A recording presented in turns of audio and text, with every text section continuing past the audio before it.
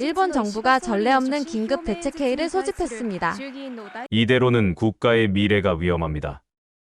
일본 엘리트 여성들이 한국 남성과의 결혼을 선택하며 대거 일본을 떠나고 있습니다.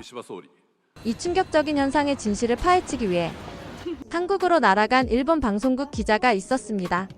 솔직히 이해가 안 됐어요. 뭐가 그렇게 특별하다는 거죠? 한류 드라마에 빠진 환상이 아닐까 싶었거든요. 그런데 서울에서 한 달간 직접 체험하고 취재한 영상이 공개되자 일본 전체가 경악했습니다. 단 사흘 만에 조회수 5천만을 돌파했고 일본 여성들의 폭발적인 댓글이 쏟아졌어요. 이제야 이해가 된다. 나도 당장 한국 가야겠다. 왜 진작 몰랐을까? 일본에선 불가능한 일이네. 눈물이 나온다. 나도 이런 삶을 살고 싶다. 과연 한국에서 목격한 놀라운 진실은 무엇이었을까요? 도쿄 여성 5만 명이 한국을 선택한 이유 지금 바로 공개합니다. 저는 미즈노 아사미, 32살의 TBS 시사탐사보도팀 11년차 기자입니다. 아사미 씨, 이거 봐요. 후배 기자 다나카가 컴퓨터 화면을 가리키며 소리쳤어요. 한국 남성과의 결혼, 여성 이민 급증이래요. 이거 완전 특종 아닌가요? 저는 커피를 한 모금 마시며 시큰둥하게 대답했죠. 또 그런 거야? 요즘 여자들 그냥 판타지에 빠진 거지. 드라마 보고 현실과 착각하는 거 아니야? 편집국은 오늘도 여느 때와 다름없이 바빴어요. 각종 사건 사고들이 쏟아져 들어오고 기자들은 마감에 쫓기며 뛰어다니고 있었죠. 그런데 유독 한국 관련 이야기만 나오면 사람들이 흥미진진해하더라고요. 아사미 선배는 항상 그러시네요. 다나카가 입을 삐죽거렸어요. 하지만 정말 많아요. 제 친구도 한국 남자랑 만나고 있거든요. 완전 달라졌어요. 표정도 밝아지고. 그래? 그럼 얼마나 가나 두고 보자. 저는 냉소적으로 웃었죠. 11년간 기자로 살면서 수많은 유행들을 봐왔거든요. 모든 것이 지나가는 바람이었어요. 그때 데스크에서 호출이 왔습니다. 편집부장 야마다 씨가 심각한 표정으로 저를 불렀어요. 아사미 씨, 급한 기획이 들어왔습니다. 일본 여성들의 한국 이민 증가 현상을 다뤄야 해요. 정부에서도 관심을 갖고 있고 시청자 반응도 뜨거우니까요. 네. 그런 걸 제가 해야 하나요? 저는 당황했어요. 저는 주로 정치나 사회 이슈를 다루는데 바로 그래서 당신이 적합해요. 객관적이고 냉정한 시각으로 접근해줘야 해요. 혹시 이 현상에 숨겨진 문제점들이 있을지도 모르니까.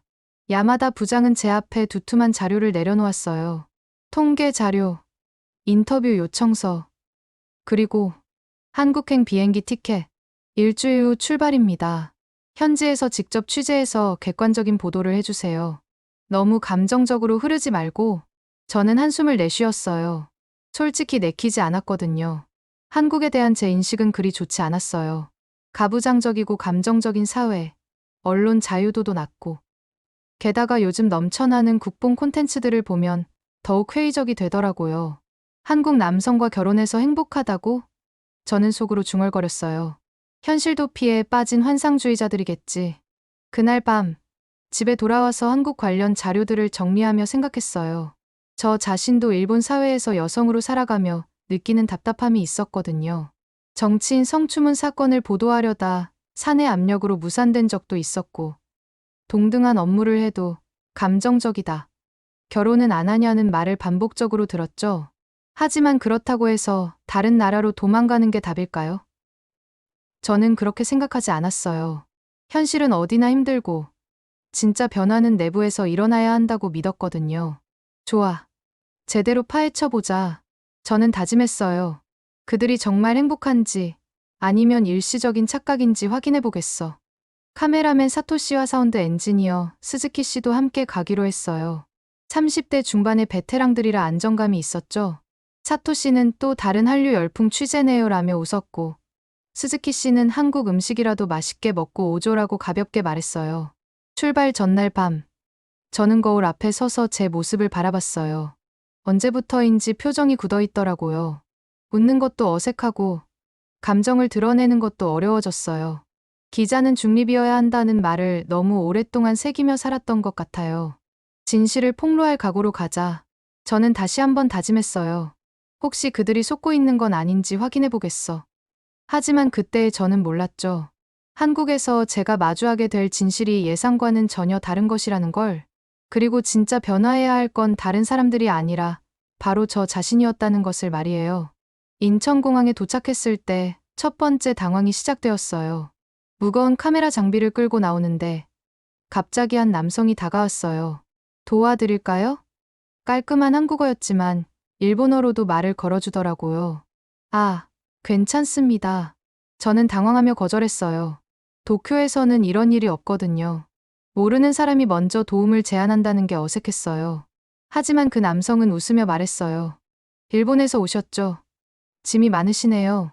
택시 타실 거면 제가 불러드릴게요. 결국 그의 도움을 받아 택시를 탔는데 기사님도 신기하더라고요. 일본 기자님이시구나. 반갑습니다. 서울 처음이세요? 일본어로 인사를 건네는 거예요. 차토 씨가 제게 속삭였어요. 생각보다 친절하네요. 도쿄에서는 택시 기사가 먼저 말 걸어주는 일이 거의 없는데 호텔에 체크인을 하고 첫날 밤을 보냈는데 다음 날 아침부터 예상과 다른 일들이 계속 벌어졌어요. 호텔에서 나오는데 갑자기 비가 내리기 시작했거든요. 우산이 없어서 당황하고 있는데 지나가던 한 청년이 자신의 우산을 씌워주며 말하는 거예요. 괜찮으세요? 제가 차까지 데려다 드릴게요. 아니에요. 정말 괜찮습니다. 저는 황급히 손을 저었어요. 그런데 그 청년은 결국 저희를 편의점까지 데려다 주고는 우산까지 빌려주고 갔어요. 도쿄에선 이런 호의는 상상도 못했다. 스즈키 씨가 중얼거렸어요. 저도 같은 생각이었어요. 일본에서는 남남끼리, 특히 모르는 사람에게 이렇게 적극적으로 도움을 주는 문화가 드물거든요. 점심시간에 명동거리를 걸어보았어요. 생각보다 질서정연했어요. 사람들은 많았지만 서로 배려하는 모습들이 보였어요. 지하철을 탔을 때도 마찬가지였어요. 노약자석은 정말 노약자들을 위해 비워두고 임산부나 노인분이 타시면 자연스럽게 자리를 양보하더라고요. 아, 이건 관광지니까 연출일 뿐이다. 저는 스스로를 다독였어요. 진짜 일상은 다를 거야. 그래서 다음 날에는 일부러 관광지가 아닌 일반 주택가로 갔어요. 마포구의 한 동네였는데 거기서도 마찬가지였어요. 전통시장에 갔을 때는 더욱 놀랐어요. 어머, 일본 분이시네요. 떡집 아주머니가 반갑게 인사를 건네더라고요. 뭐 찾으세요? 맛있는 거 추천해 드릴게요. 카메라를 들고 있는 저희를 보시더니 방송 찍으시는 거예요? 우리 떡 맛있다고 꼭 말씀해 주세요. 하며 웃으시는 거예요. 그리고는 시식용 떡을 한가득 주시더라고요. 옆 가게 아주머니도 일본 분들이시구나. 반찬 좀 맛보세요. 하며 김치며 나물이며 이것저것 내어주시는 거예요. 카메라 때문에 경계할 법도 한데 오히려 더 반가워하시더라고요. 이상하다. 저는 혼란스러웠어요. 제가 알던 한국과는 너무 달랐거든요. 감정적이고 거칠 거라고 생각했는데 따뜻하고 정이 많았어요. 저녁에 팀원들과 회의를 했어요. 차토 씨가 말했어요. 생각과 다르네요. 사람들이 정말 친절해요. 도쿄에서는 이런 경험 해본 적이 없어요. 스즈키 씨도 동의했어요. 특히 나이 드신 분들이 자연스럽게 도움을 주시는 게 인상적이에요. 일본에서는 서로 패 끼치지 않으려고 하는데 아직 겉모습만 본 거야. 저는 여전히 회의적이었어요. 진짜 취재는 내일부터 시작하는 거니까 일본 여성들을 직접 만나봐야 알 수 있어. 하지만 솔직히 말하면 마음 한구석이 흔들리고 있었어요. 제가 갖고 있던 선입견들이 하나씩 깨지는 것 같았거든요. 특히 사람들의 정이라는 게 이렇게 자연스럽고 따뜻한 것일 줄은 몰랐어요. 호텔 방에 돌아와서 오늘 찍은 영상들을 정리하면서 생각했어요. 혹시 내가 너무 편견을 갖고 있었던 건 아닐까? 하지만 곧 고개를 저었어요. 아니야. 아직 겉핥기식으로 본 거야. 진짜는 내일부터지. 그런데 그날 밤, 잠들기 전에 문득 이런 생각이 들었어요. 도쿄에서 마지막으로 웃어본 게 언제였을까? 마지막으로 누군가에게 따뜻한 말을 들어본 게 언제였을까? 내일부터 본격적인 취재를 시작하자. 저는 다짐했어요. 일본 여성들이 정말 행복한지 아니면 일시적인 착각인지 확인해보자. 하지만 벌써부터 예감이 들었어요. 이 취재가 제가 생각했던 것보다 훨씬 복잡하고 깊은 이야기가 될 것 같다는 예감이요. 드디어 본격적인 취재가 시작되었어요. 첫 번째 인터뷰 대상은 도쿄 출신 사쿠라이 유리 씨, 32살이었어요. 한국 남성과 결혼해서 평택에서 살고 있다고 했죠. 사전 조사에서는 도쿄의 한 광고회사에서 일하던 엘리트 직장인이었어요. 정말 만나 뵙게 되어 영광입니다. 유리 씨는 밝은 미소로 인사했어요. 예상과 달리 피곤해 보이거나 후회하는 기색은 전혀 없더라고요. 오히려 생기가 넘쳤어요. 먼저 가장 궁금한 걸 여쭤볼게요. 도쿄에서 안정적인 직장을 두고 왜 한국을 선택하셨나요? 유리 씨는 잠깐 생각하더니 말했어요. 한마디로 표현하면 여기선 여자라고 죄송할 필요가 없어요. 죄송할 필요가 없다는 게 무슨 의미인가요? 일본에서는 항상 미안했어요. 야근을 못한다고, 회식에 빠진다고, 결혼 계획이 없다고. 끊임없이 변명하고 양해를 구해야 했거든요. 그런데 여기서는 당연히 그럴 수 있지라고 받아들여져요. 인터뷰를 하는 동안 시어머니가 차를 들고 들어오셨어요. 어머, 일본에서 오신 기자님들이시구나. 우리 유리 많이 도와주세요. 하며 정말 반갑게 인사하시더라고요. 유리 씨가 웃으며 설명했어요. 어머님이 저를 진짜 딸처럼 대해주세요. 처음엔 부담스러웠는데 지금은 정말 감사해요. 일본에서는 며느리에 대한 기대가 너무 높잖아요. 그럼 한국에서는 며느리 역할이 편하신가요? 편하다기보다는 자연스러워요. 서로 도우면서 살아가는 거죠. 제가 요리를 못하면 남편이 하고, 남편이 바쁘면 제가 하고, 역할이 고정되어 있지 않아요. 두 번째 인터뷰는 나고야 출신의 야마다 사유리 씨였어요. 35살로 스타트업을 운영하는 한국 남성과 결혼했다고 했어요. 강남의 한 카페에서 만났는데 정말 당당하고 자신감 넘쳐 보였어요. 일본에서는 집안일은 여자 몫이었어요. 사유리 씨가 말했어요. 남편이 아무리 바빠도 설거지, 빨래, 청소는 제 일이었죠. 그런데 여기서는 팀이에요. 팀이라는 표현이 인상적이네요. 네. 정말 팀 같아요. 남편이 오늘 회사 일이 늦어질 것 같으니까 내가 저녁 준비할게라고 자연스럽게 말해요. 처음엔 미안해했는데 지금은 당연하다고 생각해요. 한국 남성들이 일반적으로 그런가요? 제 주변 친구들 얘기를 들어보면 그런 것 같아요. 특히 젊은 세대일수록요. 아, 그리고 감정 표현도 달라요. 일본 남성들은 사랑한다는 말을 잘 안 하잖아요. 여기서는 매일 들어요. 카메라를 돌리면서 저는 점점 혼란스러워졌어요. 제가 예상했던 현실 도피에 빠진 환상주의자들과는 전혀 달랐거든요. 이들은 구체적이고 현실적인 이유들을 말하고 있었어요. 세 번째 인터뷰는 교토 출신의 이시다 미오 씨였어요. 37살로 한국에서 프리랜서 번역가로 일하고 있다고 했어요. 한국 남성과 연애 중이라고 했죠. 가장 큰 차이는 뭔가요? 제가 물었어요. 존중받는다는 느낌이에요. 일본에서는 여자는 일해야 한다는 틀이 너무 강했어요.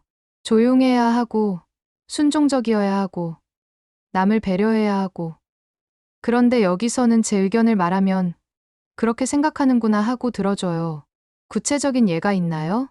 연인과 데이트 코스를 정할 때도 그래요. 일본에서는 보통 남자가 정하면 따라가는 게 당연했는데 여기서는 미호 씨는 어디 가고 싶어요? 라고 먼저 물어봐요. 작은 일이지만 느낌이 완전히 달라요. 인터뷰가 끝나고 팀원들과 다시 회의를 했어요. 사토 씨가 말했어요. 솔직히 저도 놀랐어요. 이분들이 말하는 건 정말 구체적이고 현실적이에요. 스즈키 씨도 동의했어요. 특히 가사 분담 이야기는 인상적이었어요. 일본에서는 아직도 남편이 도와준다는 식으로 말하는데 여기서는 함께 한다고 표현하더라고요. 저는 여전히 회의적이었어요. 그들이 속고 있는 건 아닐까? 아니면 좋은 사람들만 골라서 만난 건 아닐까? 하지만 마음 한구석에서는 다른 생각이 들기 시작했어요. 혹시 제가 일본에서 당연하다고 생각했던 것들이 정말 당연한 건 아닐 수도 있겠다는 생각이요. 그날 밤 호텔에서 인터뷰 영상들을 다시 보면서 생각했어요. 유리 씨가 여자라고 죄송할 필요가 없다고 했던 말이 계속 머릿속에 맴돌았어요. 저 자신을 돌아보니 정말 하루에도 몇 번씩 죄송합니다라고 말하고 있더라고요. 내일은 더 깊이 파고들어 보자. 저는 다짐했어요. 정말 이들이 말하는 게 사실인지 아니면 일시적인 환상인지 확인해 보겠어. 하지만 벌써 제 안에서 무언가가 바뀌기 시작하고 있었어요. 이들의 이야기가 단순한 환상이 아니라는 걸 느끼기 시작했거든요. 넷째 날, 서울대학교에서 열리는 한일학술 교류 행사에 참석했어요. 한국에서 살고 있는 일본 여성들의 네트워크를 만날 수 있을 거라는 기대였죠. 그런데 그곳에서 예상치 못한 만남이 있었어요. 안녕하세요. 통역자원봉사자 정태영입니다. 깔끔한 정장을 입은 한 남성이 다가와 인사했어요. 30 초반 정도로 보였는데 일본어가 정말 유창했어요. 아, 안녕하세요. TBS에서 온 기자 미즈노 아사미입니다. 일본 여성들의 한국 이민에 대해 취재하고 계시다고 들었어요. 제가 도움이 될 수 있을 것 같은데요. 태영 씨는 정말 친절했어요. 행사장 곳곳을 안내해주면서 여러 사람들을 소개해주더라고요. 그런데 뭔가 달랐어요. 일본 남성들과는 다른 에너지가 느껴졌거든요. 기자님, 혹시 점심 드셨어요? 태영 씨가 물었어요. 이 근처에 맛있는 식당이 있는데 같이 가실래요? 인터뷰할 분들도 소개해드릴 수 있어요. 아, 괜찮습니다. 저희끼리. 아, 미안해요. 제가 너무 적극적이었나요? 태영 씨가 웃으며 말했어요. 한국 사람들이 좀 그래요. 처음 만난 사람한테도 막 챙겨주려고 하죠. 그의 솔직한 반응에 당황했어요. 일본에서는 거절당하면 보통 그렇군요 하고 물러서는데 태영 씨는 자신의 행동을 설명하면서도 여전히 웃고 있더라고요. 결국 함께 점심을 먹게 되었어요. 한식당에서 불고기 정식을 먹는데 태영 씨가 자연스럽게 물을 따라주고 반찬을 권하더라고요. 기자님은 항상 긴장돼 보이세요. 태영 씨가 갑자기 말했어요. 한국에 온 지 며칠 됐는데도 어깨가 너무 딱딱해요. 쉬어도 괜찮아요. 네? 저는 당황했어요. 이런 말을 들어본 적이 없었거든요. 일본 분들 보면 항상 완벽해야 한다는 압박감이 있어 보여요. 특히 기자님 같은 직업을 가진 분들은 더 그런 것 같고요. 그런 건 당연한 거 아닌가요? 왜요? 사람이 완벽할 필요가 있나요? 태영 씨가 진지하게 물었어요. 저는 매일 실수해요. 오늘도 지하철에서 내릴 역을 놓쳤고, 어제는 우산을 두고 나와서 비를 맞았어요. 그래도 괜찮아요. 그의 말을 들으면서 신기했어요. 이렇게 자연스럽게 자신의 실수를 말하는 사람을 본 적이 없었거든요. 일본에서는 실수를 인정하는 것 자체가 약점으로 여겨지잖아요. 감정을 거리낌 없이 표현하시는 게 신기해요. 제가 말했어요. 일본에서는 감정 표현을 안 하나요? 잘 안 해요. 특히 직장에서는. 그럼 힘들지 않아요? 기쁘면 웃고, 슬프면 울고, 화나면 화내는 게 자연스러운 건데. 점심을 먹고 태영 씨와 함께 동네 시장을 구경했어요. 통역자원봉사는 오후에 있어서 시간이 있다고 했거든요. 시장에서도 신기한 일들이 벌어졌어요. 과일 가게 아주머니가 어머, 일본 분이시네요. 이거 맛있어요. 하나 드세요. 하며 포도를 하나 건네주시더라고요. 이런 일이 자주 있나요?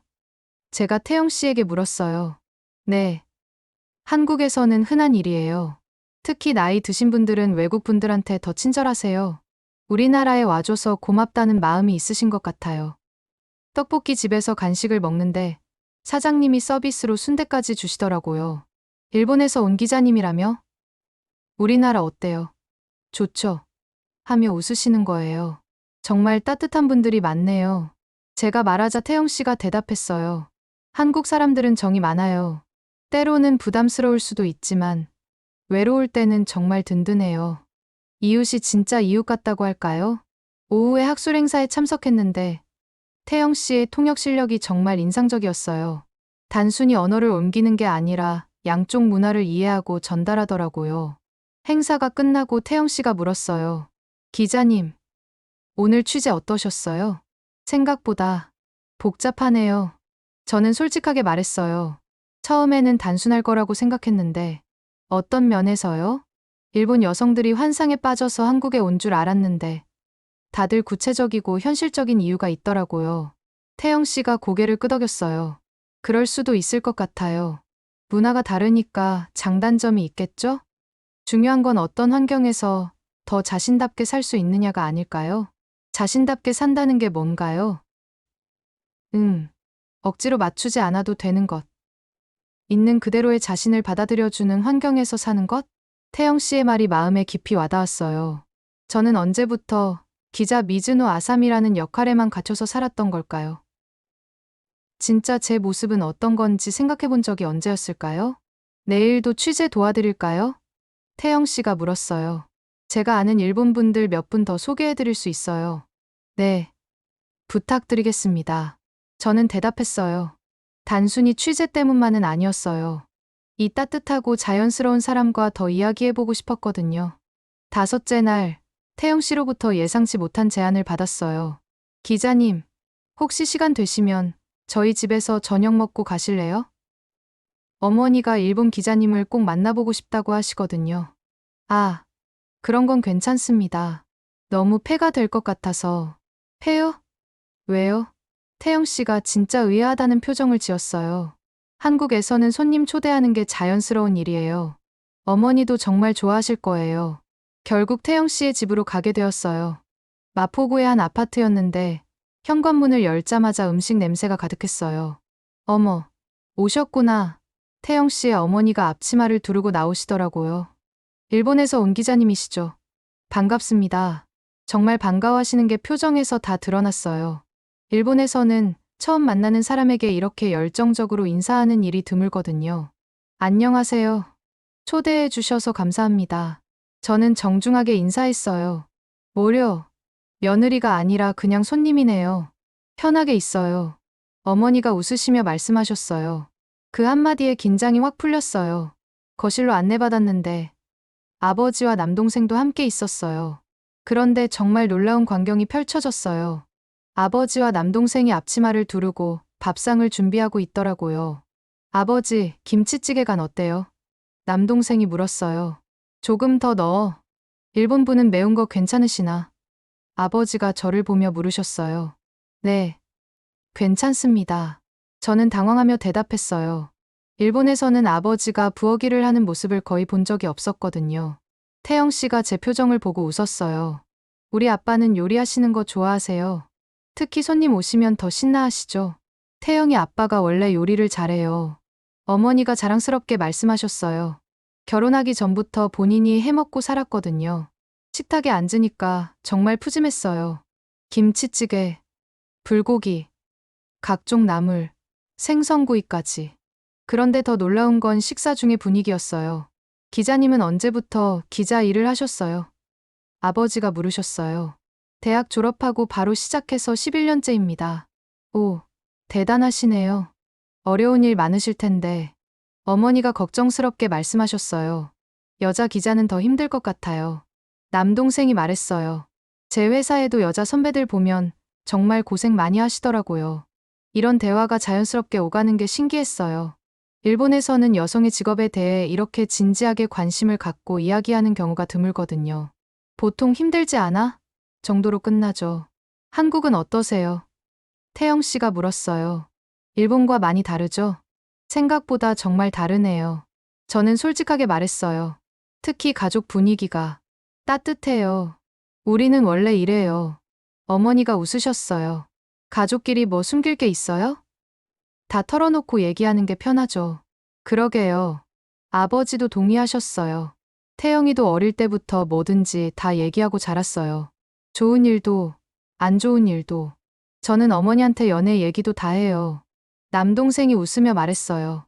친구들은 이상하다고 하는데 저는 편해요. 식사가 끝나고 설거지를 하는데 또 놀라운 일이 벌어졌어요. 남자들이 모두 일어나서 설거지를 시작하는 거예요. 아, 제가 도와드릴게요. 저는 급히 일어났어요. 아니에요. 손님이 왜 설거지를 해요?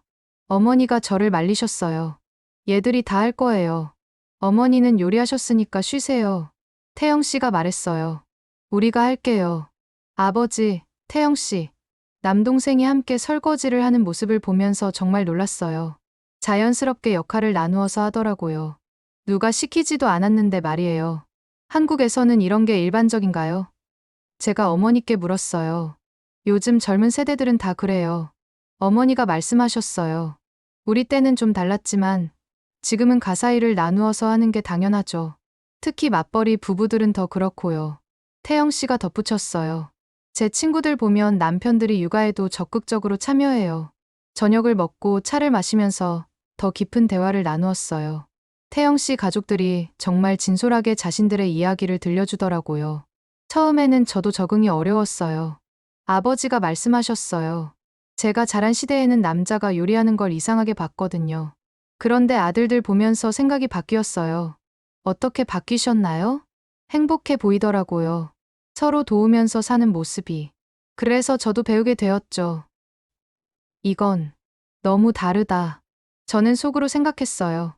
일본에서는 상상하기 어려운 가족 문화였거든요. 하지만 정말 자연스럽고 따뜻했어요. 집에 돌아가는 길에 태영 씨가 물었어요. 어떠셨어요? 우리 가족 좀 시끄럽죠? 아니에요. 정말 따뜻했어요. 저는 진심으로 말했어요. 이런 가족 분위기는 처음 봤어요. 기자님 가족은 어떠세요? 저는 잠깐 멈춰 서서 생각했어요. 조용해요. 각자 자기 일만 하고 깊은 대화는 잘 안 해요. 그럼 외로우시겠어요. 그 말에 가슴이 뭉클했어요. 외롭다는 생각을 해본 적이 없었는데 태영 씨의 말을 듣고 보니 정말 외로웠나 보더라고요. 여섯째 날 오후 태영 씨가 한강변 산책을 제안했어요. 날씨도 좋고 기자님이 너무 긴장돼 보여서요. 조금 쉬어 가시는 게 어떨까요? 한강공원에 도착하니 정말 평화로웠어요. 가족들이 돗자리를 펼치고 피크닉을 즐기고 연인들이 자전거를 타며 데이트하고 친구들이 치킨을 시켜놓고 맥주를 마시는 모습들이 보였어요. 한국 사람들은 정말 자유롭게 사네요. 제가 말했어요. 자유롭다고 느끼세요? 태영 씨가 물었어요. 네. 뭔가 눈치 보지 않고 자신들이 하고 싶은 걸 하는 것 같아요. 벤치에 앉아서 한강을 바라보는데 태영 씨가 말했어요. 아사미 씨는 감정을 너무 오랫동안 감춰왔네요. 네. 갑작스러운 말에 당황했어요. 표정을 보면 알 수 있어요. 웃을 때도 어딘가 조심스럽고 말할 때도 항상 신중하게 골라서 하시잖아요. 그런 건 당연한 거 아닌가요? 기자니까. 기자여서요? 기자도 사람인데 왜 감정을 숨겨야 해요? 태영 씨의 말에 뭔가 가슴이 막혔어요. 언제부터인지 저는 정말 감정을 드러내는 걸 두려워하고 있었거든요. 일본에서는 저는 천천히 입을 열었어요. 특히 직장에서는 감정적으로 보이면 안 돼요. 여자라서 감정적이다라는 말을 들으니까. 그래서 항상 억누르고 살았구나. 태영 씨가 이해한다는 표정으로 고개를 끄덕였어요. 갑자기 그동안 억눌렀던 감정들이 밀려올 것 같았어요. 정치인 성추문 사건을 보도하려다 무산되었던 일, 동등한 업무를 해도 감정적이다라는 말을 들었던 순간들, 결혼은 안 하냐며 사생활을 간섭당했던 기억들. 저는 목소리가 떨렸어요. 저는 진실을 말하려고 했는데 아무도 들어주지 않았어요. 어떤 진실이요? 정치인이 여성 기자를 성추행한 사건이 있었어요. 저는 그걸 보도하려고 했는데 상부에서 압력이 들어왔어요. 증거가 부족하다. 회사 이미지에 안 좋다면서요. 태영 씨가 조용히 들어주었어요. 그 침묵이 오히려 더 말하고 싶게 만들었어요. 그때부터 변한 것 같아요. 진실을 말해도 바뀌지 않는 사회라고 생각하게 되었어요. 그래서 냉소적이 되었고, 감정을 숨기게 되었고, 힘드셨겠어요. 정말 힘들었어요. 처음으로 솔직하게 말했어요. 매일 미안합니다라고 말하면서 살았어요. 야근을 못 한다고, 회식에 못 간다고, 결혼 계획이 없다고, 계속 변명하고 양해를 구하면서 그때 눈물이 나기 시작했어요. 한국에 와서 처음으로 우는 거였어요. 아니, 생각해보니 언제가 마지막으로 울어봤는지도 기억이 안 났어요. 울어도 괜찮아요. 태영 씨가 조용히 말했어요. 감정을 참을 필요 없어요. 저는 눈물을 닦으며 말했어요. 일본에서는 남 앞에서 우는 걸 창피하게 생각해요. 특히 직장에서는. 여기서는 괜찮아요. 슬프면 울고, 기쁘면 웃고, 화나면 화내도 돼요. 그게 자연스러운 거니까. 태영 씨가 티슈를 건네주면서 말했어요. 아사미 씨가 한국에 와서 만난 일본 여성들이 행복해 보였던 이유를 이제 알 것 같아요. 무슨 의미인가요? 감정을 숨기지 않아도 되니까요. 있는 그대로의 자신을 받아들여주는 환경에서 살 수 있으니까. 그 말이 정말 마음에 와닿았어요. 유리 씨가 여자라고 죄송할 필요가 없다고 했던 말, 사유리 씨가 팀 같다고 했던 표현, 미호 씨가 존중받는다고 했던 느낌. 모든 게 연결되는 것 같았어요. 저는 천천히 말했어요. 저는 언제부터 제 자신을 잃어버렸을까요? 잃어버린 게 아니라 숨겨둔 거예요. 태영 씨가 말했어요. 지금도 충분히 아름다운 사람이에요. 다만 그걸 표현하는 걸 두려워할 뿐이죠. 한강을 바라보면서 생각했어요. 제가 기자가 된 이유는 뭐였을까? 진실을 전하고 싶어서였죠. 사회를 조금이라도 좋게 만들고 싶어서였어요. 그런데 언제부턴가 그 열정을 잃어버리고 냉소적이 되어 있었어요. 기자는 중립이어야 한다고 믿었는데 저는 중얼거렸어요. 이건 인간의 이야기였다. 중립과 냉정함은 달라요. 태영 씨가 말했어요. 진실을 전하되 따뜻한 마음을 잃을 필요는 없죠. 해가 지기 시작했어요. 한강 위로 노을이 물들고 사람들은 여전히 자유롭게 자신들의 시간을 보내고 있었어요. 그 모습들이 정말 아름다워 보였어요. 태영 씨, 고마워요. 저는 진심으로 말했어요. 오랫동안 누구에게도 이런 얘기를 해본 적이 없었는데 저야말로 고마워요. 아사미 씨의 진짜 모습을 볼 수 있어서. 진짜 모습이요? 네. 진실을 추구하는 열정적인 기자, 따뜻한 마음을 가진 여성, 용기 있는 사람. 그런 모습들이요. 그날 밤 호텔에 돌아와서 거울 앞에 섰어요. 오랜만에 제 얼굴이 부드러워 보였어요. 웃는 얼굴도 어색하지 않았고요. 이게 진짜 제 모습이었나 싶었어요. 내일이면 일주일이 다 되는구나. 저는 생각했어요. 이제 정말 결정해야 할 때가 온 것 같다. 무엇을 결정해야 하는지는 분명했어요. 이 취재를 어떤 시각으로 보도할 것인지, 그리고 저 자신은 어떻게 살아갈 것인지를요. 일주일간의 한국 취재를 마치고 도쿄로 돌아왔어요. 하네다 공항에 내리는 순간부터 뭔가 답답함이 느껴졌어요. 사람들의 표정이 경직되어 보였고 모든 게 너무 조용했어요. 편집국에 들어서자마자 야마다 부장이 달려왔어요. 아사미 씨, 어떠셨어요? 뭔가 특별한 게 있었나요? 네. 정말 많은 걸 보고 왔습니다. 그럼 바로 편집회에 들어가죠. 다들 기다리고 있어요. 회의실에는 편집진들이 모여 있었어요. 제가 찍어온 영상들을 보여주면서 설명을 시작했는데 반응이 예상과 달랐어요. 너무 한국을 미화한 것 같은데요? 편집차장이 말했어요. 이러면 일본 여성들이 더 이주하겠다고 나서지 않을까요? 그게 문제인가요?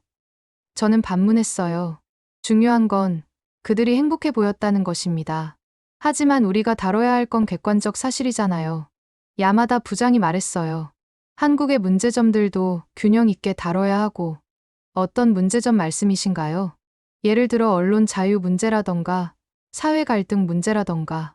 저는 한숨을 내쉬었어요. 부장님, 저는 현지에서 직접 보고 들은 걸 바탕으로 말씀드리는 겁니다. 일본 여성들이 한국을 선택한 이유는 충분히 구체적이고 현실적이었어요. 그렇다고 해도 편집차장이 다시 말했어요. 시청자들이 한국으로 가고 싶다고 생각하게 만드는 건 좀. 그럼 뭘 원하시는 건가요? 저는 목소리를 높였어요. 진실을 왜곡하라는 건가요? 회의실이 조용해졌어요. 모든 시선이 저에게 집중되었죠. 야마다 부장이 난처한 표정으로 말했어요. 아사미 씨, 감정적으로 받아들이지 마세요. 우리는 균형 잡힌 보도를 해야 하니까. 감정적이라고요? 저는 웃었어요. 또 그 말이네요. 왜 여성이 진실을 말하면 감정적이라고 하는 건가요? 그런 뜻이 아니라. 아니에요. 정확히 그런 뜻이에요. 저는 일어섰어요. 저는 일주일 동안 현지에서 직접 취재했어요. 그들의 진짜 이야기를 들었고, 진짜 모습을 봤어요. 그런데 책상에 앉아서 추측만 하는 분들이 제 취재를 감정적이라고 평가하시는 거네요. 편집진들이 당황하는 게 보였어요. 평소에 저라면 이렇게 맞서지 않았을 거예요.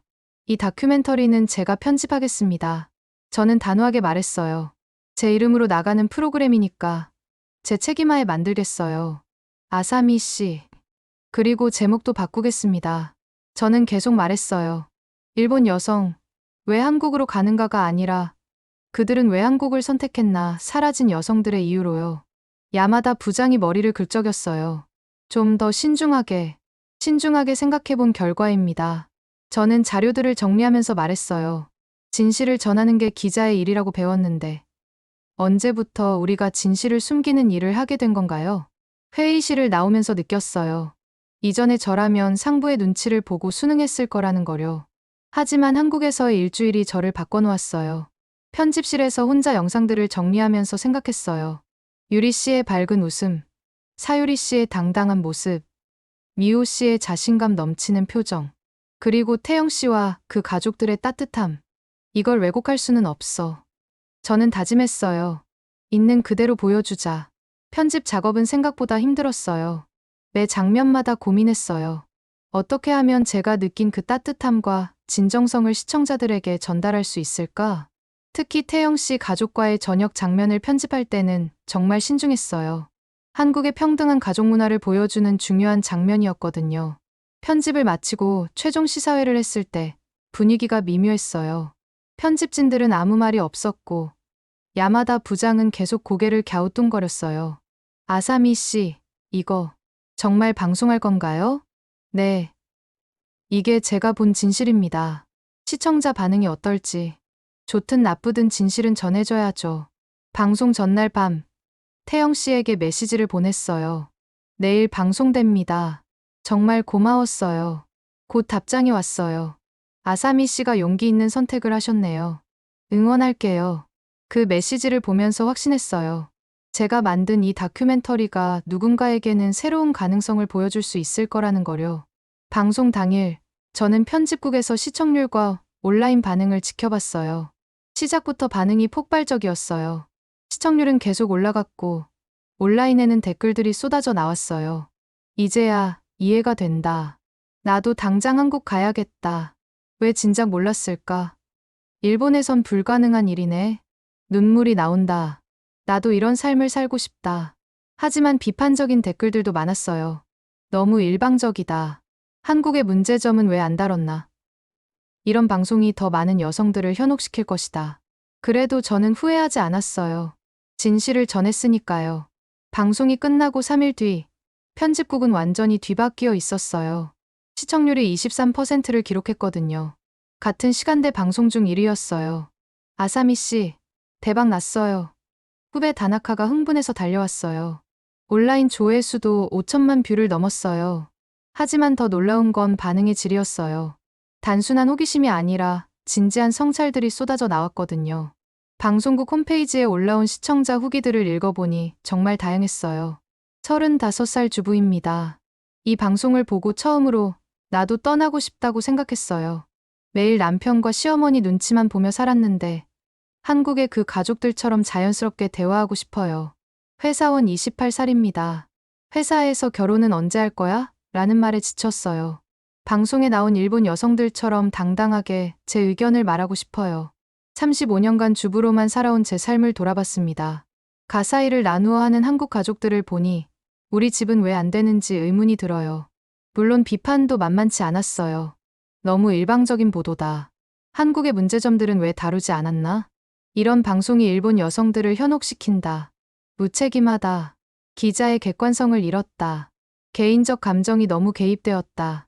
그런데 신기한 건 방송국 내 여성 기자들 사이에서도 변화가 일어나기 시작했다는 거예요. 여성 기자들의 모임에서 만난 선배 기자 코이즈미 씨가 말했어요. 아사미 씨 방송 보고 정말 충격받았어요. 나도 그동안 얼마나 눈치만 보며 살았는지. 어떤 면에서요? 회의 때 의견 말하는 것도 조심스럽고, 취재 방향 제안하는 것도 혹시 거절당하면 어쩌지 생각하고. 그런데 아사미 씨는 당당하게 자기 의견을 관철시키더라고요. 후배 기자 사토 씨도 동의했어요. 저도 그 방송 보고 용기가 났어요. 어제 부장님께 새로운 기획안을 제안했거든요. 평소라면 못했을 텐데. 일주일 후, 더 놀라운 일이 벌어졌어요. 다른 방송사들에서도 비슷한 주제의 프로그램들을 기획하기 시작한 거예요. 후지TV에서도 한국 거주 일본인 다큐 준비한대요. 편집 차장이 말했어요. NHK도 관련 기획 들어간다는 소문이 있고, 야마다 부장이 웃으며 말했어요. 아사미 씨가 트렌드를 만드셨네요. 사실 처음에는 걱정했는데, 결과적으로는 대성공이었어요.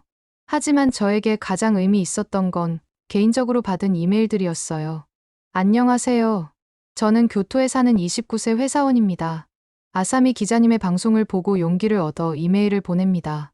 저도 한국으로 떠날 계획을 세우고 있는데 혹시 조언을 해주실 수 있을까요? 도쿄에서 간호사로 일하는 32세 여성입니다. 방송을 보고 눈물이 났어요. 특히 여자라고 죄송할 필요가 없다는 말에 정말 공감했어요. 저도 매일 미안하다고 말하며 살고 있거든요.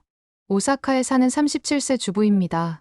남편과 시어머니 관계로 늘 힘들었는데 한국의 그 가족처럼 자연스럽게 대화할 수 있는 방법이 있을까요? 이런 이메일들을 읽으면서 깨달았어요. 제 방송이 단순히 한국 이민에 대한 정보 전달이 아니라 일본 여성들에게 새로운 가능성을 보여줬다는 거요. 한 달 후 더욱 놀라운 소식을 들었어요. 일본 정부에서 여성 삶의 질 향상 위원회를 구성한다는 거였어요. 제 방송이 사회적 논의를 불러일으킨 거죠. 이게 바로 진짜 언론의 힘이구나. 저는 생각했어요. 진실을 전달해서 사회 변화를 이끌어내는 것. 그리고 무엇보다 기뻤던 건 방송국 내에서도 변화가 일기 시작했다는 거예요. 여성 기자들의 기획안이 더 적극적으로 검토되고 회의에서도 여성들의 발언이 늘어났어요. 아사미 씨 덕분에 분위기가 많이 바뀌었어요. 선배 기자가 말했어요.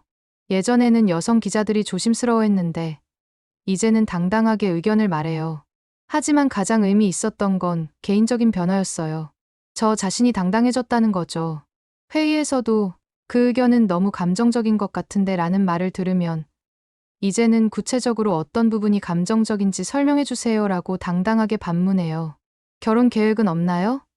라는 질문에도 개인적인 일은 개인적인 일이죠 라고 명확하게 선을 그어요. 무엇보다 제 취재와 보도에 확신을 갖게 되었어요. 진실을 전하는 게 기자의 역할이라는 걸 다시 한번 깨달았거든요. 3개월 후 시청자들로부터 온 편지 중에 특별히 기억에 남는 것이 하나 있었어요. 아사미 기자님 덕분에 제 인생이 바뀌었어요. 방송을 보고 용기를 내서 남편과 진지한 대화를 나눴어요. 이제 우리 집도 가사를 나누어서 해요. 그리고 저도 하고 싶었던 일을 다시 시작했어요. 정말 감사합니다. 이런 반응들을 보면서 확신했어요. 제가 한국에서 본 것들이, 경험한 것들이 결코 헛되지 않았다는 거요.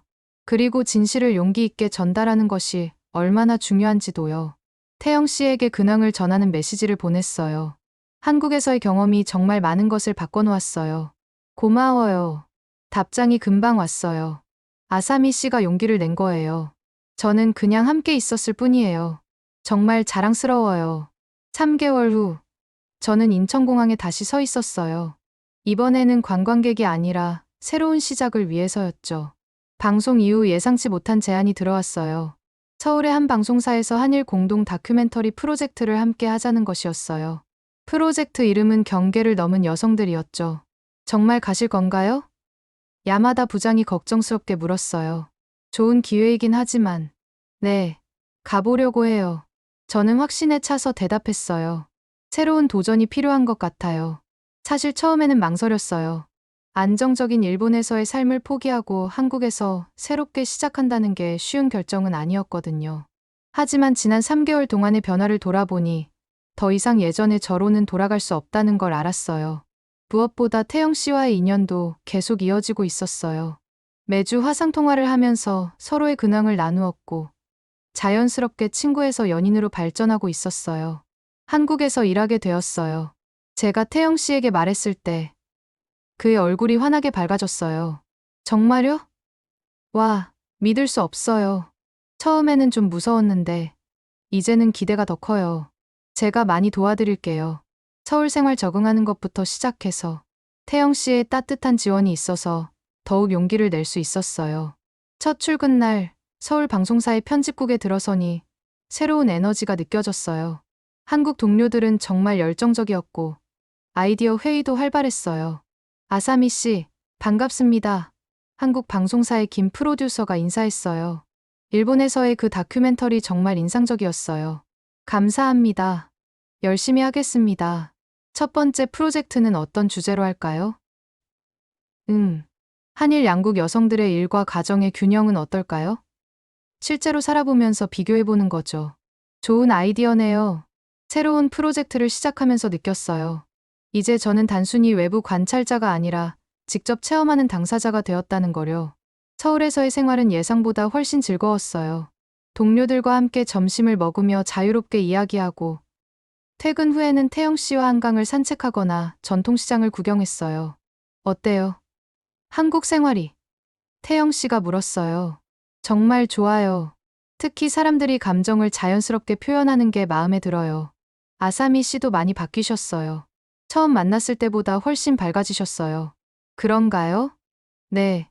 웃는 횟수도 늘었고 말할 때도 더 자신감이 넘쳐요. 2달 후 첫 번째 공동 다큐멘터리가 한일 양국에서 동시 방송되었어요. 한국에서 일하는 일본 여성들과 일본에서 일하는 한국 여성들을 비교 인터뷰한 내용이었죠. 반응은 양국 모두에서 뜨거웠어요. 특히 일과 가정의 균형에 대한 양국의 시각 차이가 화제가 되었어요. 한국에서는 육아가 부부 공동의 일이라고 생각해요. 한국에서 일하는 일본 여성이 말했어요. 일본에서는 아직도 엄마의 일이라는 인식이 강하잖아요. 한국 남성들이 더 적극적으로 가사와 육아에 참여하는 것 같아요. 일본에서 일하는 한국 여성도 동의했어요. 이런 내용들이 양국에서 큰 반향을 불러일으켰어요. 6개월 후, 저는 서울 마포구의 작은 아파트를 구했어요. 태영 씨네 집 근처였죠. 이제 정말 한국에 정착한다는 느낌이었어요. 우리 딸 같아요. 태영 씨 어머니가 웃으며 말씀하셨어요. 한국 생활 어떠세요?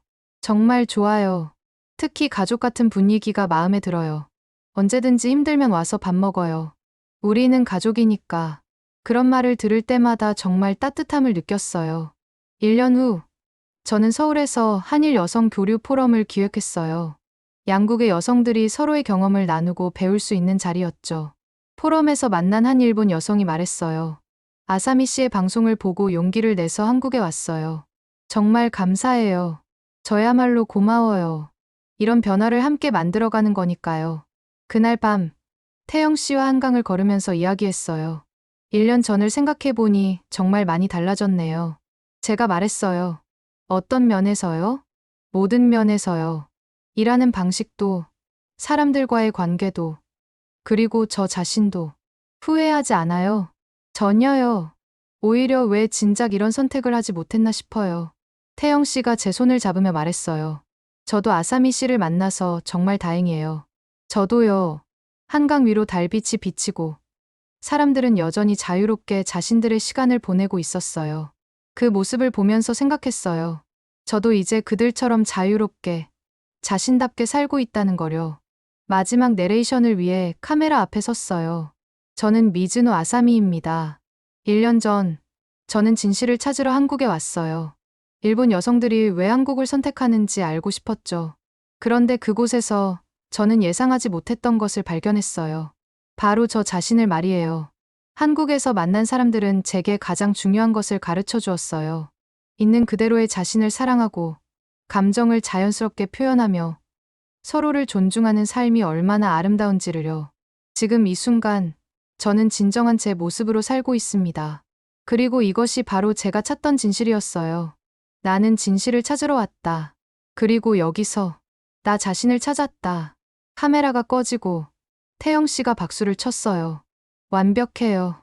정말요? 네. 정말 아사미 씨답네요. 그날 밤, 저는 일기를 썼어요. 오늘로 한국에 온 지 정확히 1년이 되었다. 처음에는 취재차 일주일만 머물 예정이었는데, 이제는 여기가 제2의 고향이 되었다. 무엇보다 소중한 건 나 자신을 찾았다는 것이다. 앞으로도 이 길을 계속 걸어가고 싶다. 창밖으로 서울의 야경이 보였어요. 반짝이는 불빛들이 마치 새로운 가능성들을 상징하는 것 같았어요. 내일도, 그 다음 날도 새로운 이야기들이 기다리고 있을 거예요. 지금까지 미즈노 아사미 기자의 특별한 여정을 들어보셨습니다. 편견을 깨고 새로운 삶을 선택한 여성의 용기 있는 이야기였는데요. 혹시 여러분도 아사미 기자처럼 새로운 도전을 꿈꾸고 계신가요? 아니면 주변에 그런 분들이 있으신가요? 이 이야기가 누군가에게 용기와 희망이 되길 바랍니다. 그리고 우리 사회가 더 많은 사람들이 자신답게 살 수 있는 곳이 되길 소망합니다. 진정한 행복은 다른 사람의 기대에 맞추는 것이 아니라 자신의 마음에 솔직한 삶을 사는 것에서 나온다는 걸 다시 한번 느끼게 되네요. 한국과 일본, 두 나라 사이의 문화적 차이를 넘어서 인간으로서의 보편적인 가치들을 발견할 수 있었던 소중한 시간이었습니다.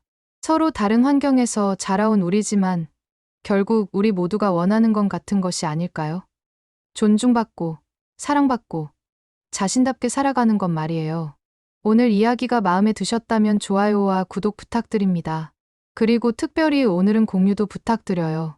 새로운 삶을 고민하는 누군가에게 이 이야기가 작은 등불이 될 수 있도록 널리 공유해주세요. 댓글로 여러분의 생각도 들려주세요. 혹시 여러분만의 용기 있는 선택 이야기가 있다면 함께 나누어 주시고요. 여러분의 이야기 하나하나가 또 다른 누군가에게 희망이 될 수 있으니까요.